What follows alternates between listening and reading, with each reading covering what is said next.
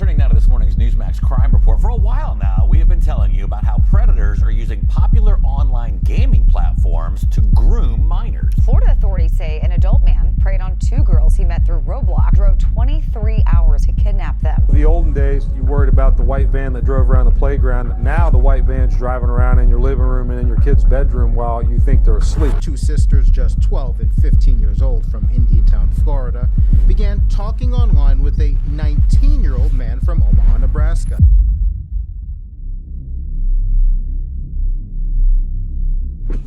We grew up hearing the phrase, "Don't talk to strangers." It was a rule meant to keep us safe, but today strangers don't wait on street corners anymore. They appear behind screens, hiding behind avatars and usernames. They enter children's bedrooms through smartphones, video games, and private messages. For millions of kids, platforms like Roblox are places to play, socialize, and explore online worlds. However, it could be argued that they can also become places where predators attempt to contact minors. It works exactly like Tinder. Swipe left to skip, swipe right to like. No matter what age, what type of player you are on Roblox, at the minimum, you will be exposed to inappropriate themes at the very least.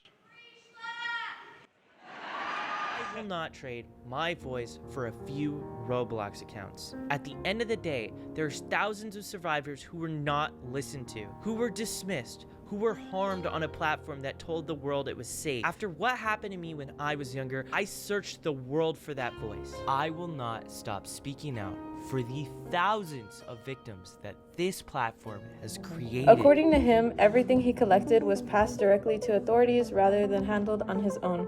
Schlep's investigation also became personal. In one of his videos, he revealed that his concerns about online safety came from his own childhood experience. How did you meet this guy? It was on a Discord server owned by Roblox employees. It was How old were you at the time? I want to say I was 12. How old was this guy? He was, I believe, 19 turning 20. So he was a lot older than me. He explained that when he was younger, he was groomed online by someone connected to the Roblox community. Reflecting on that experience, he said, "When I was a kid, I was groomed on Roblox by a popular developer. My mom contacted Roblox and they brushed it off." Thank you, Zara. I'll take it from here. For Schlep, this wasn't about exposing a problem. It was about preventing other children from experiencing the same thing.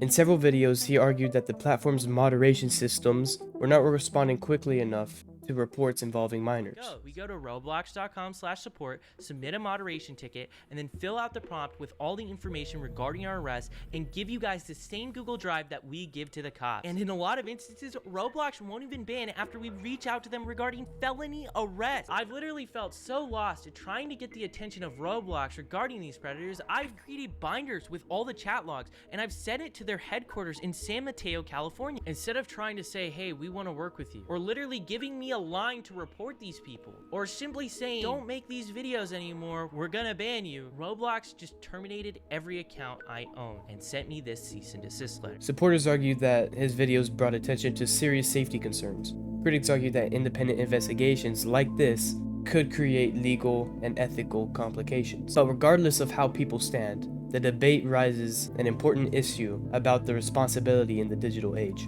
Online games like Roblox are no longer just games. They are social platforms where millions of young people interact every day. With that level of influence comes an enormous responsibility, protecting the safety of children who use them.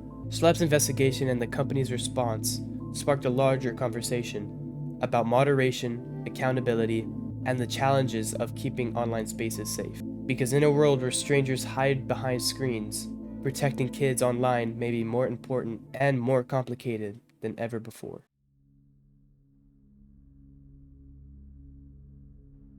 I myself am unfortunately a victim to being groomed on Roblox. Back in the day, like 2020, I would play a lot of Meep City and also Boys and Girls Club with my friends. And we would be calling and, texting, chatting, the normal things to do during the COVID lockdown. So I remember one time I had gone into a party server because Meep City has this trait where you can go into parties and like a whole bunch of other players will be there, right? So one time I went into a party and I met someone. They claim that they were as old as I am, but looking back on it now, it's just like me being gullible. They proceeded to ask me for my online information, like Discord, my phone number. I never gave out my phone number because I didn't have a phone at the time. But I did give out my Discord. So they texted me on Discord, and like we became pretty good friends, and like they would ask me what I was into, where I went to school, where I lived, you know, things like that. And me being a child, I didn't really know better, so I gave out that information. Thankfully, nothing happened though. I think eventually I blocked them because one of my best friends had told me, hey, I think you're being groomed, because they would like flirt with me online. Unfortunately, I don't have any screenshots anymore of this, but I used to, and I do not remember the Roblox usernames for the life of me. But I have had an experience like this, unfortunately, and I do know where it goes now, looking back on it.